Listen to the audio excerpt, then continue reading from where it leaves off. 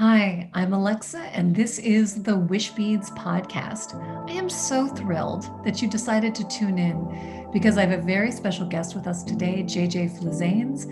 She is a master of the law of attraction. And you may have heard of the law of attraction because, kind of in a way, that's what Wishbeads is all about. But after our conversation, I really had to step back and say, wow. She went from changing her life completely to really believing in herself so deeply, and then created a very successful, not only life, but career from those principles that she knew could work. And so I hope that you're inspired by her story today. She's an incredibly accomplished empowerment coach, and business leader, and really sharing her principles of the law of attraction with her clients to have astonishing results. Now, if you're wondering about this law of attraction business, and I imagine this is maybe something that you've heard about because you're interested in wish beads, what I want to say is we're in an interesting time where we have science and we have opinion, but to me, I invite something delicious in between, which is your experience. And your experience means that while you can study some scientific evidence and while you can study wellness individuals or experts or leaders, influencers who are talking about their journey with the quote law of attraction, I think there is this other space of experience that you get the freedom to be curious and open-minded and take these ideas and play with them in the playground, in the sandbox of life, if you will. So, if nothing else today, hearing JJ's story, I hope inspires you to take pieces of her story or pieces of the wish beads journey, whether it's the jewelry or the wish work, and just give it a go. Give it a go, because we are in a time right now on this planet where the overwhelming currency is fear, shock. And because it's so fed to us on so many screens and everywhere, actually, that it becomes so commonplace that we think that that's what life is. But it's just one station that we have decided to tune into. So the invitation is to tune into a different story. A different story. It could be the story of the game of Wishwork. It could be the story of the gratitude. It could be the story of being your own best cheerleader. That's really what I'm talking about here in Wishbeads, whether I bring on guests on the podcast or through our virtual wish circles, or even in my course, my new course, the Wish Workshop. It is all about tuning into something new to help you tune into yourself and your deepest, deepest desires. So I hope that's opened up your mind and heart to listen with fresh ears and an open mind. And I am sure that with all of that in mind, you will love entering the world of JJ Flizanes.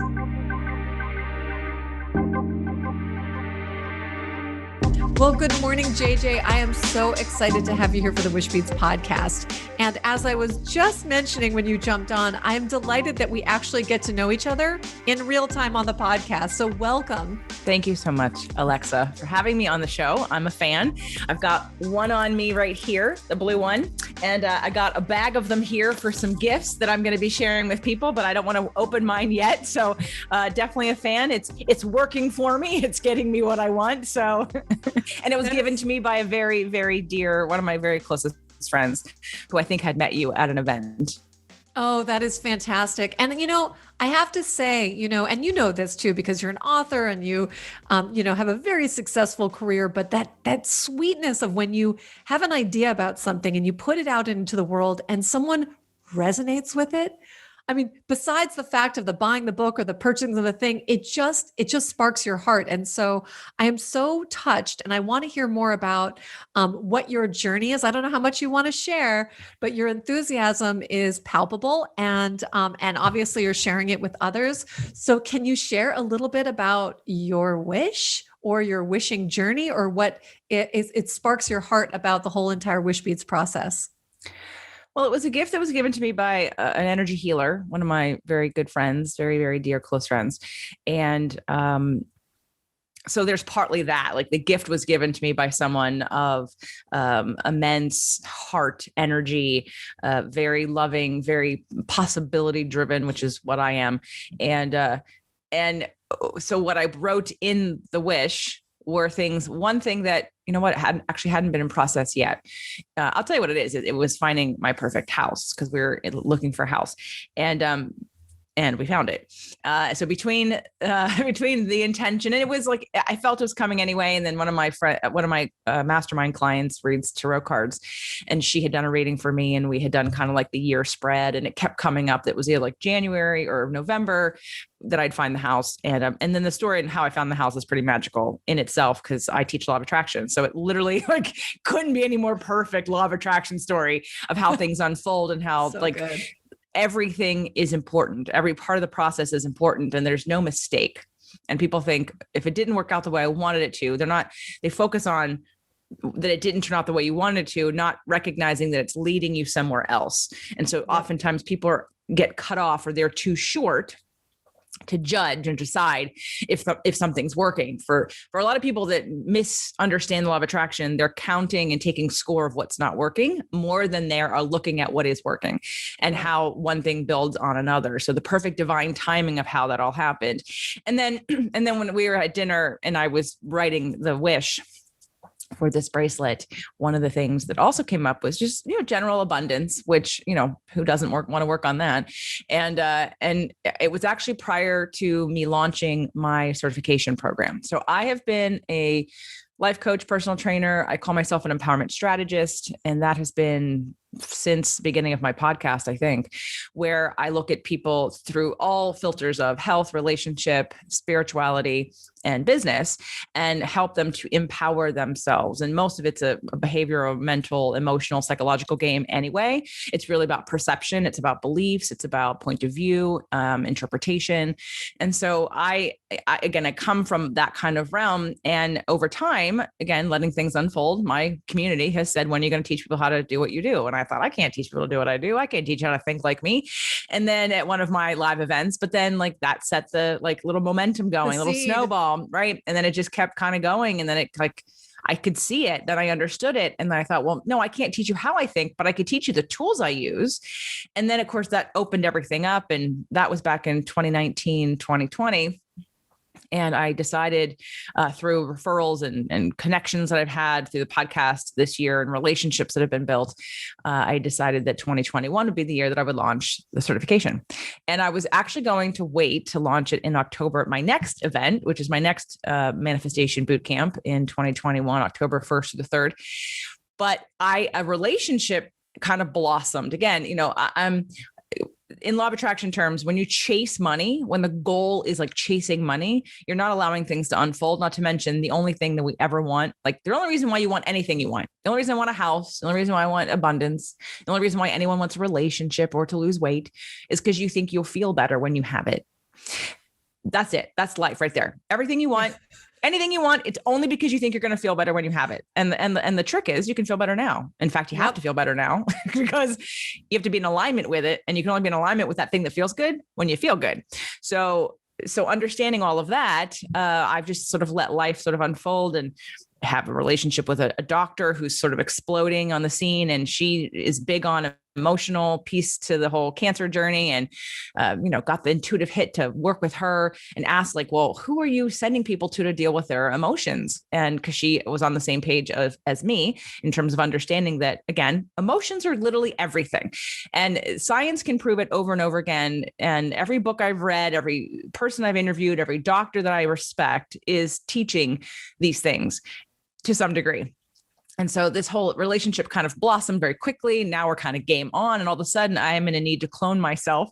So I released my certification earlier this year. I couldn't wait. It was like mid-January, and I started talking about it on the podcast. And I was only looking for a few people to use as a beta test to really kind of cultivate this method. And I'm full, and we're starting now. So in the abundance, and it was easy, like you said, like when people resonate with an idea, like you put out an idea like Wishbeads, and people are like, oh my God, I love that, and then they buy it, and you don't have to convince anybody, and you're not selling anybody. You're just literally making an invitation and an offer. Here's what I have if you're interested. And my certification is not cheap, right? But I have people that have been listening to my show for, 2 years, 3 years, 6 years. Like I've got some pretty dedicated fans that have been on this journey with me. And we're like, I'm in. And it's so fun and it's so easy. It wasn't always, but it is, again, what I teach. So I love that the Wishbeads. So I can't wait to this weekend at my mastermind gift my mastermind members their Wishbeads as well as my new one.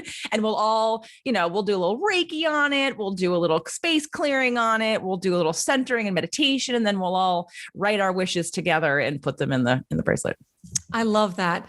And speaking of wishes and planting seeds, so this 2021 is also a year for me to move forward on some big pieces of the vision with Wishbeads. So one of my biggest wishes, and my listeners know this, but is to have an event at some point where we have over 1 million people wishing at once. Wow. This idea of the collective energy of people focusing on those feelings, those thoughts, activating our imagination and funneling all that energy into something positive. Now, along those lines, Wishbeads is so much more than intentional jewelry. It's really a process. So between the Wishwork and the book and the app and giving people that roadmap for really seeing, feeling, and actualizing what they want and having that visual reminder. Today, ironically, the time of the recording of this podcast, I launched the Wish Workshop, which is a 4-week course with me, which is a preparation for something that I'm launching later this year, which I think would be, it's amazingly in alignment with the work that you do, is called Wish Leaders. And part of my vision was to take people that are already in this space, that they're already building products and pieces that are helping people, with their methodology, but see the value of partnering and using Wishbeads to support your work. So again, it's funny that you talk about when it's in your consciousness, it's already planted in, the earthly realm. And people can pick up on that. Yep. So here you are, like with your bag of Wishbeads, already doing the thing that I'm hoping that people will do. Well, that's why we educate them on why it works. Now, I will say, and this is about anything, right? Someone who expects the Wishbeads to do the work for them completely, right? It's about leveraging the power of the crystals and the and the materials it's because it's going to amplify what you already are inside. And so I deal with what's on the inside, right? So it doesn't matter. Like some people are very much about like, I'm going to do, I've got a ton of crystals here too, but that I'm using, but people will think, oh, I have to do all this outside thing in order. And sometimes that will influence the inside, but ultimately it's really how we see life. It's working on ourselves. I've worked in years with lots of different healers, and I've noticed a trend of people who kind of delegate that internal work to other people. Oh, you're going to fix me. You're going to clear that. You're going to make that better. Well, everybody can help, and the beads can help, and the healer can help, and the Reiki can help. But if we don't get into the way that you view the world, if we don't understand and break down some of the beliefs that you have, if we don't start to reprogram the way that you see the world and the way that you see yourself and the way that you hold yourself and expand that vision well beyond what you're used to and rewire your neural pathways in your brain, then you get temporary results. And I've been able to utilize not only things like Wishbeads and crystals and healers, but the work that I've been doing to continue to quantum leap, if you will, through time, through business and relationships and just really attracting everything I've ever wanted. So it's all good. But at the same time, being happy and being happy in an authentic, real way, like appreciating everything along the way. I was in a situation a couple of years ago where I wasn't getting everything that I wanted in relationship, but I didn't use that as my excuse to feel badly or to focus on that.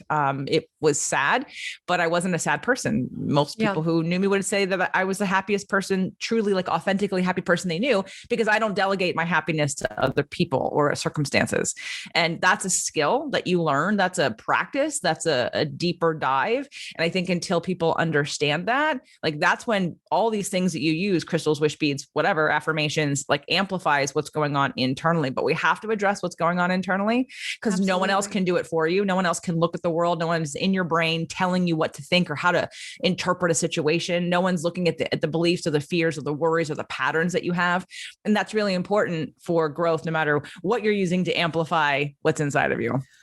I totally agree. And I remember years ago when the movie The Secret came out, the moment that I saw, or the concept that you can have a wish or a dream and you can sit on your lazy boy chair, and the minute you put your intention out there, it's just going to magically come to you. I was like, I don't think so. That's not how it works in my experience and my own study. And that is why, my previous background and what I continue to do is I'm an online teacher. I'm a coach and speaker and all that, speaking around confidence. And that's why, I created Wishwork, because I do believe that the work doesn't have to be hard. It doesn't have to be for magical, special people with big degrees. Is that it's actually those tiny little shifts that you and new habits that you create in your life to see the world in a little bit of different way. And so I'm curious for you, when you are working with new clients, when you are introducing people into your world, what is some of the first bits of advice that you give people to wake them up to the possibility that they are the instigator, the creators of their own reality? That's exactly what I say. You're the creator of your own reality. But what I love, like what I'm blessed to have right now, is that I don't work with anyone that hasn't come through my podcast. So by the time you get to me, you know me and you know what to expect or what I believe. And so I'm really honed in on pre-qualifying a lot of the people that I work with to kind of be on board with my position, my belief system, the things I'm going to talk about. And because that's what the podcast does. I mean, in fact, I got a text message yesterday or 2 days ago from someone who just found the show. She said, this was on Sunday. Hi, I've struggled with self-hate and eating disorders my whole life, and I felt so trapped the last few weeks. I was on a 13-hour drive today and listened to so many of your podcasts, and I truly feel a sense of relief. I just wanted to let you know how much you've helped me and are helping me to heal emotionally. One day, right? One day, 13 hours, a bunch of podcasts.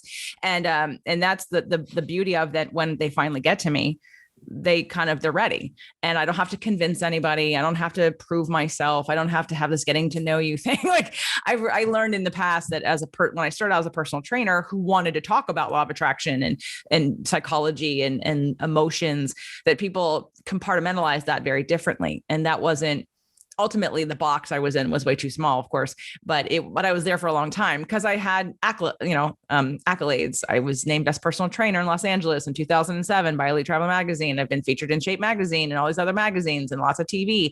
So I kept using that because it was a really good, influencer status, if you will, in the fitness industry. But it was limiting. And so doing the podcast allowed me to explore and to share the things I actually really cared about and things that I think are important, because my clients didn't think they were important because they just wanted to lose weight or exercise or eat differently, but they weren't willing to address the underbelly of the reasons why. Yeah. And that's really, the benefit. So when I really, literally the Abraham law of attraction phrase that changed my life was, you are the creator of your own reality. That is what I heard back in 2001, 2002, game over after that. Like my life completely shifted after that. So so people that come to me kind of already know that, and they already believe that. They may not be living it because they get stuck and they have upper limits and they don't know what to do and how to get out of it, which is why they end up reaching out. But so I love the fact that I can actually pre-qualify people in a way to get to me and know what they're in for. Sure. No, I'm more thinking for the new listeners who are new to your work, not necessarily the people that are already signing on to work with you. But I do think it's interesting in your own story that you just shared that sometimes you hear the right message at the right time. And so even the intention of like, I'm ready to see and experience something new. Can you take us back to that time in 2001 where maybe you were in a place where you were feeling that tension of like, I'm looking for something and I don't know what that is. And then you hear it and it just goes boom and something clicks. What was going on for you that sort of made you ready for that moment? I had moved from New York City to LA in 2000. I had went back to a temporary job. So I was on a pedestal when I was in New York. I was director of education for New York Sports Club. I was running the training department for the trainers, training the trainers. And at the same time, I had my own office. I was like 25. I had my own office on Upper West Side on 80th and Broadway, where another company had paid me to oversee an account that it was like a physiological use of a technology within the training world. So I had my own, I had my own office. I was my own independent person because the rest of the company was either in Australia or San Diego. In the restaurant industry where I was kind of working part-time, I was only doing it because I had the time. And I got to the place where they wanted me to take over like creating a system and I could write my own ticket and they begged me to help open. Like, again, I was on cloud nine and I left to move to LA because I had gone to school for musical theater. So part of me had this burning desire to like live out this musical theater dream that I was doing in New York. And I was still acting and I was writing, I was directing off Broadway. But there was a pull of like California and I need to go. And I'd heard so many people talk about like, it's better when you're younger. So part of me was like, okay, the clock is ticking. I better go to California.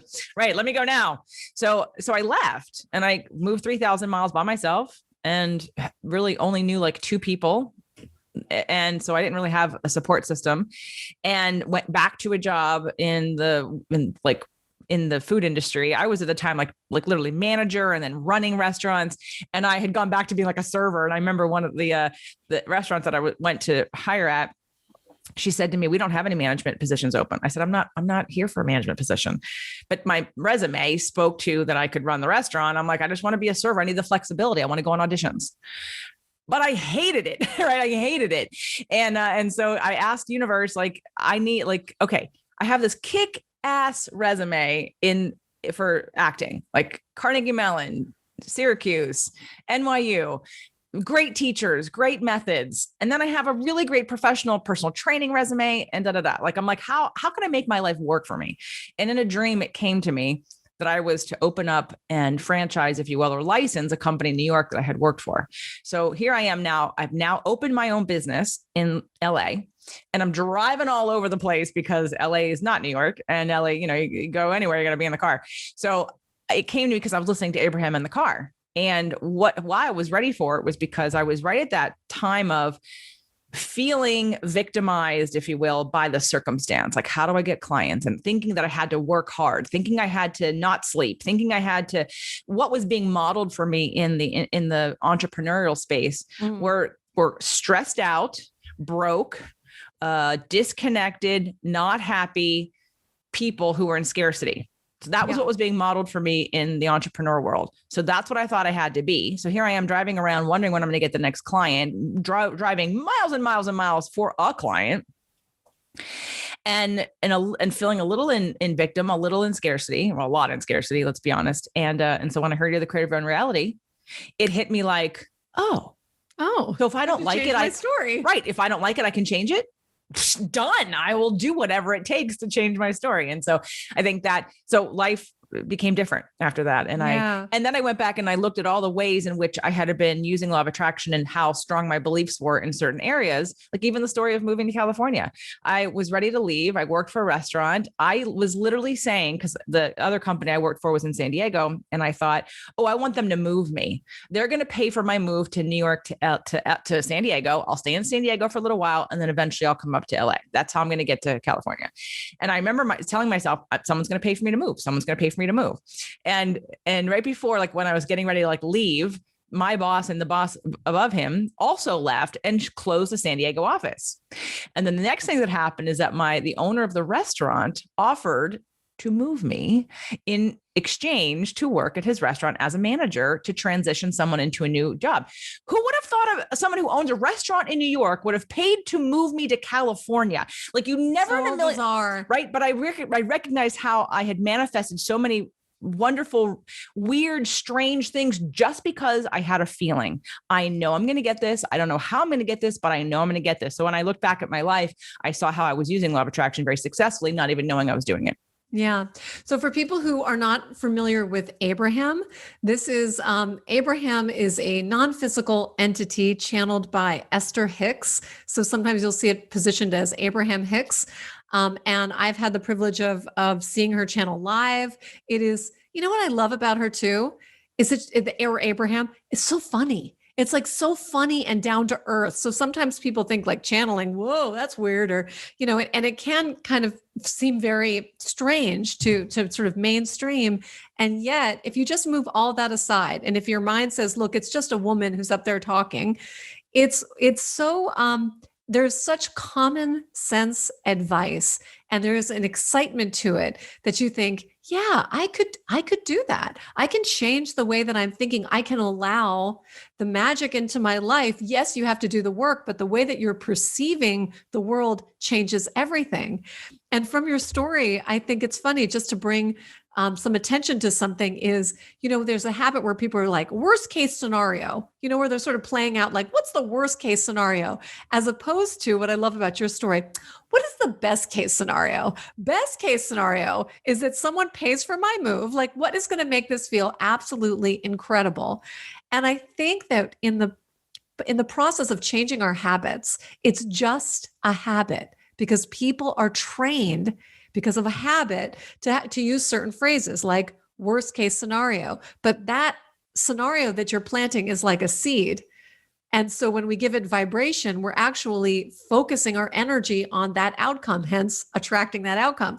So I love that, even in your young journey, you already had those muscles that were like, what's the best case scenario? Like, here's exactly what I want. And you focus on those enough. That is what you are setting up. That's what you're making happen in your world. And then it's evidenced. It's evidenced in what happens. But I also, JJ, I also just want to highlight the fact that, sometimes in order to change your experience, your reality, you do have to take these big leaps of faith that may come with some disorienting. Maybe you don't have the same feeling of status or the same job description or a comfortable place that you're living and you're driving around and all of this. And that disorientation is actually like, talk to me about that step in your journey. What can be gained by really the shuffle? Well, in Abraham terms, and just to speak to that point real quick, to me, it's not really about what it is or who or what. It's about, does it resonate? Mm-hmm. You'll, in your body, if you're intuitive enough, if you trust your body, if you know that your body holds all of your subconscious mind pretty much, if it resonates with you, it doesn't matter what it is or who it comes from or who's saying it, it resonates. And and it just all resonated so deeply. It was such a truth that fast forward, I've had Bruce Lipton on the show and Christian Northrup and Eben Alexander. But when Bruce Lipton came on the show, I joked with him that I didn't even read your book. I mean, I did when he came on the show, but I said, I didn't need to read your book when I saw the title of your book, because I understood it to be true. Biology of belief, your beliefs create your biology. End of story. Yes. I don't need to be convinced any further. So I don't need to read this book to convince me that this is true. So it either resonates or it doesn't resonate. But contrast helps you to clarify. And so when you take that risk, and I'm thinking about a time, there's the co-creation process. Once you can let go of judgment about yourself making a mistake or a risk that you think you can't come back from, like all of those beliefs that keep people stuck, when you can kind of move through and get over that. And if you do trust that there's something bigger than you, and trust, whether it be God, creator, source, I don't know what you call it. If you think that you're part of a bigger picture, there is a trust. In a past relationship, the grandmother was a very, churchgoer. And I remember once, because she's very political too, and she'd get really like in a knot all the time about politics. And I asked her, do you believe in God? And I knew that she'd say yes. I said, so then why don't you trust God and believe there's a plan? There's nothing you can do about this. And she was like, no.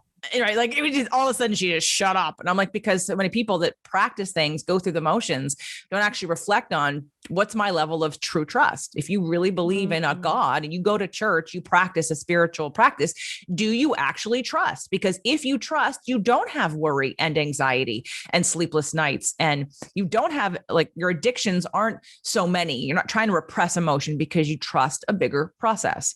So when it comes to contrast, if you can get over the fact that it's not a mistake and it's just a lesson and it's part of the journey that has to get you from point A to point B, then you can relax into it. My audience, so I relaunched, I had a 6-day-week show, Fit to Love, which still keeps going on.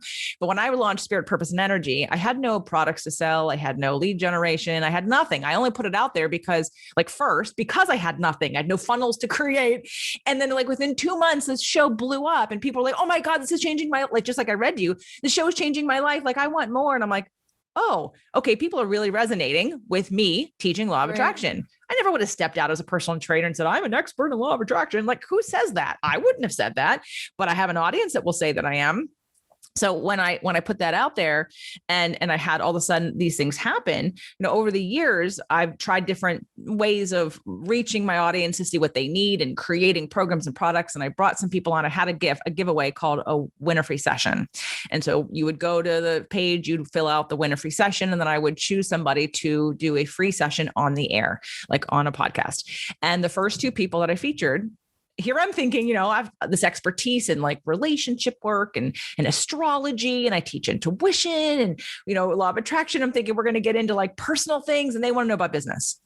And I'm like, now, mind you, in the back of my mind, I've been in masterminds my entire business career. Yeah. And I think I'm pretty darn good at it. And I'm always like really channeled and dialed into people and intuitive and getting great. Like I always see possibility. So I've always wanted to like teach business, but I'm not a business trainer, or I wasn't then, but I'm taking the cue. And the cue was, hey, we want to learn business from you. And I was like, okay. And so then a year later, when I did my manifestation boot camp and I was thinking of what's like, I was feeling into what the next best thing was. I'm like, okay, I'm going to offer a mastermind. I'm going to reach out and do my very first mastermind. And man, was I like nervous. I was so nervous and excited and scared and terrified all at the same time, because even though everyone in the room was a listener of the show, they were there as a manifestation boot camp. I thought, well, what if nobody like wants it? What if it's too much money? What if they can't afford it? And like, but I was so nervous. I thought I have to do this. Like it's being able to discern when you have fear of rejection and what that's really about, and when there's a calling of you to grow. And I knew that I had to at least put it out there, because if no one did it, and it wasn't worst case scenario, it was more like, okay, well, let me just put it out there because I'm trying to follow my intuition here. And if nobody else wants it, then it's not the right offer right now. Doesn't mean I'm going to give up on it. It just means it's not the right offer right now. So I would say like your relationship with contrast, your relationship with failing, there's no failing. I started my personal training company out here, and within a year hated it, because I didn't want to manage people who were expected me to feed them, where I was the one going out and killing the deer, right? I was the masculine trying to get everybody work and then facilitating it to them. And I still needed work for myself. And that relationship dynamic didn't work, but it taught me a great lesson. It taught me so many lessons that this is what you have to appreciate about the journey. So it's really the relationship to contrast, that I don't think that when you put something out there, that you're following an intuition, you're following a guidance, you're following the cues that you're manifesting, right? When people like, they're obvious. If you look around, you see where life wants to take you. My certification, I wasn't ready for that. I didn't even know I was going to do one. And all of a sudden, when my people are saying, when are you going to teach this?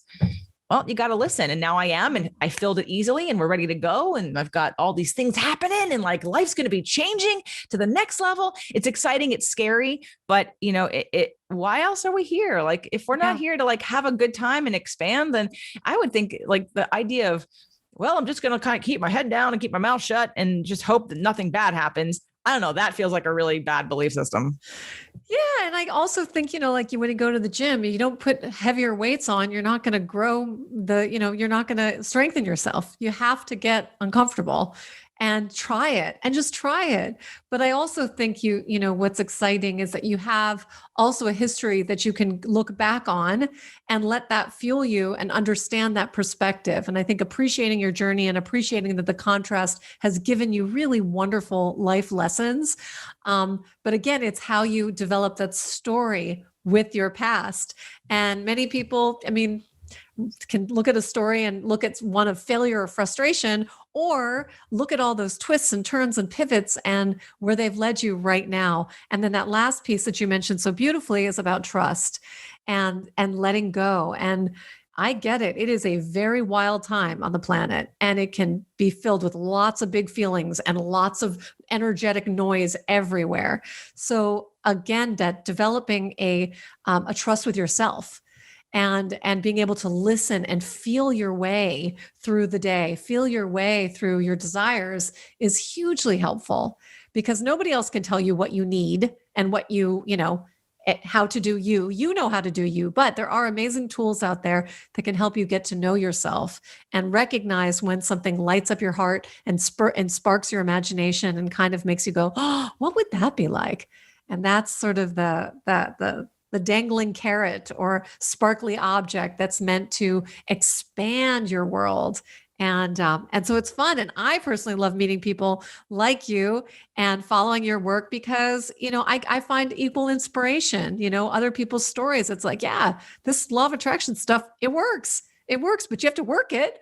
But it does work. It's an invitation for you to expand into your best self, which I absolutely love.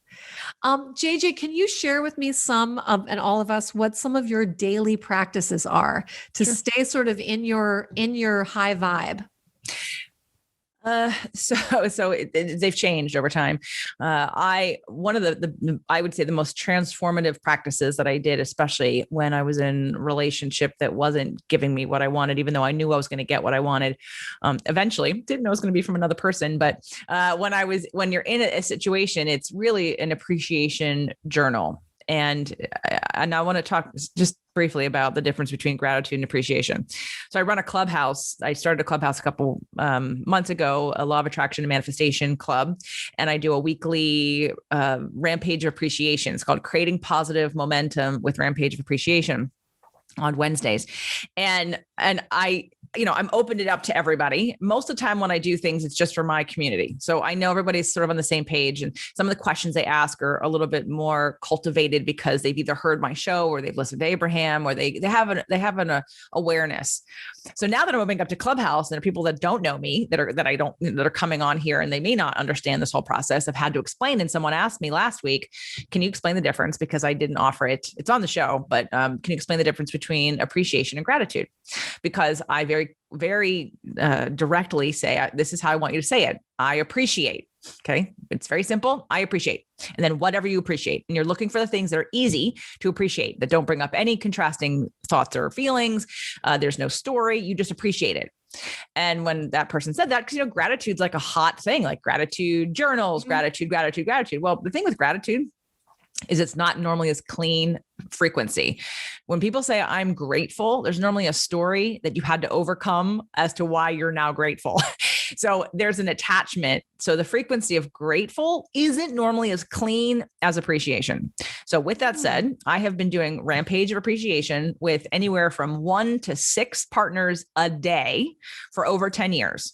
And that is a phone call, or now sometimes a Marco Polo, where you are using, and no one's answering or talking to each other. You're really just calling your partner and you're leaving the voicemail for the entire voicemail, and you're milking the good stuff. You are tuning yourself to what is working, not what is not working. We by default want to complain about the things that aren't working. We want to tell 10 people. Imagine what would happen if you flip that script and told 10 people what was working. Right now, you're in a different frequency, and you're practicing just like exercise. If you were to if you get better at what you practice, and if all you're talking about and focusing on all the time are the things that aren't working and complaining, then that's what you're going to get more of, because you're literally in alignment with noticing that. Everything around you, there are different levels, and I liken it to like a building. Like if you're on the first floor of a 5-floor building, you can't see what's going on the 5th floor until you get to the 5th floor. Yeah. Right? Like you don't know what's going on up there. There are things going on up there that you probably really would like, but you can't see them because you're not on the 5th floor. You're on the 1st floor. So how do we vibrationally change what level we're vibrating at to manifest the things that are in existence right now for you that you're not receiving because you're not on that floor? So I do the Rampage of Appreciation. I've been doing that like literally for more than 10 years. maybe like 15 years. I'm not even joking. It's I love this because it's literally like the best exercise you could do in the morning when you're driving. And then it would get to the point where it's not just one voicemail. And it's amazing because at my first manifestation boot camp, I only left like a half an hour for Rampage of Appreciation exercise, thinking that this is easy because it's easy for me. And when I got people up on their feet with partners to rampage with each other for like 3 minutes, the amount of resistance and like bodily like pain people would have because they couldn't find 3 minutes worth of things to appreciate in their life.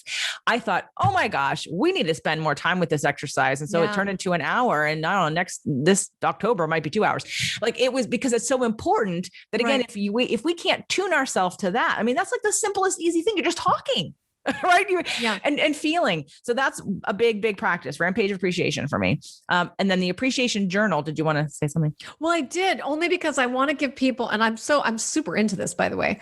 But the idea, so just on a practical level, when you say you're calling somebody, are you actually like designating? No, you're not calling somebody. Tell me a little bit about like, we have partners. So like so I have a membership, an inner circle membership, like the super fans, and we have a monthly coaching call and a Facebook page and a whole nother podcast. And every month when we have our group call, I say, make sure everybody here we do Rampage now every month at the end of the call, everybody does it. But I say, before you get off, make sure you have a Rampage partner, at least one. And some people have 2 or 3. And it helps when you're in a community of people who understand the lingo, right? And somebody that wants to do it. However, it's not a hard thing to explain. You say, hey, I'm going to call you. I'm going to use up your whole voicemail. Don't answer it. I'm going to just go on about the things that I appreciate. And if you want to do that back, why don't you call me back and do the same thing? And we can designate that we don't answer the phone. And it's not up for discussion, by the way. This is not a like conversation to be like, oh, I heard what you said. Let's talk about that. No, this is a practice, right? Just do it and move on. And when I was doing it many years ago with one person in particular, I was really focused on milking the good stuff. I called like 3 or 4 times in a day because when I like was in the frequency, more stuff happened. I'm like, oh, got to milk that. Like, oh, got to milk that. Like it's just little things. If you literally milk the little things, the bigger things come and the more little things come. And all of a sudden you're in this frequency of like, everything is great because you can't help it. So Rampage of Appreciation is an easy, free thing everybody can do every day, multiple times a day, milking the good stuff. Got it. And you're actually it's not about them. You're just talking about what you're appreciating in life. Yep. Oh my gosh. I love it. Thank you, JJ. Can I give you one more? Of course you can. Okay, so that's the morning one. Okay, that's the one you can start your day with. That's starts the tone of the day. End of the day, before you go to bed at night, use a notebook, 2 sides of the notebook. One side is going to be an appreciation list of what you appreciate today. And, some people, again, find it difficult to find things that they can appreciate. But like I tell people when I speak, you're all breathing, you're all here, you're all have jobs and a roof over your head. There's 3 or 4 things right there. So start with the obvious things, but fill the page if you can. Get used to identifying, and it can be per that day. And it could be just that, that everybody's healthy, that you love, and whatever, like just that you have a paycheck, you have a bank account, you have a car that works. Like you don't have to stretch it to like some big thing you think you have to appreciate. No, just appreciate that you have a desk that I'm working on and a computer and an internet that works, that we can have this conversation, share it with others to inspire others. It can be really just be present with like the little things, and then the little things become big things. So start with the appreciation list to sort of dump out and tune yourself to the things that worked that day. And if you're on any kind of program and something happened, you can say, I appreciate that today I got a new client, or today I paid off a bill, or whatever. Okay. Next side of the page, you're going to go into what I'm looking forward to manifesting. You're going to do basically a vision board in your brain and on paper. I'm looking forward to, and this is how I created my relationship. This is how I created pretty much everything, and get myself into the place of receiving no matter what's going on around me. When I tune myself to what's coming, what I want, what I know is going to happen. And I literally painted the picture of my relationship on I can't wait till someone to hold my hand and to want to go dancing with me and to want to do. And I did that. And you get into the feeling of it. You get excited about it. Then you go to bed. I love this. I love it. Mm-hmm. Yeah, it's fantastic. Yeah. And Definitely. I absolutely love this. I think the rampage of appreciation, I think an appreciation journal. I love all of this stuff. You're speaking my language, girlfriend. But I'm so excited to give, to have these new tools for people to play with and to enjoy and see how it makes them feel. And Mhm. you can't just take this as a concept, my friends. You have to put it into real life and see what happens. Mhm. In my new course, we have Wish Buddies. So this is a perfect addition for Wish Buddies to do with each other. So I love that, JJ. That's amazing. So please, as we're wrapping up, can you just share the best way for people to find you? You've got a lot going on, and we want to put links in everything. And I'm absolutely going to check out your clubhouse as well. But just share how people can find you. Well, for your people, I think Spirit, Purpose, and Energy podcast. Yeah. I mean, they all kind of have similar content. It's just a different entry point. But Spirit, Purpose, and Energy podcast, which can you find anywhere you get podcasts, iTunes, Apple Podcasts is actually what it's now called, Spotify, Overcast, whatever, Podbean, like Podcast Addict, wherever you get a podcast, is Spirit, Purpose, and Energy. That would be for free, instant, lots of information. But past that, jjflizanes.com, which is my name. So that's jjflizanes.com. I do all kinds of like free stuff. I've got a manifestation challenge. I don't know when the next one will be, but I do a free 30-day manifestation challenge.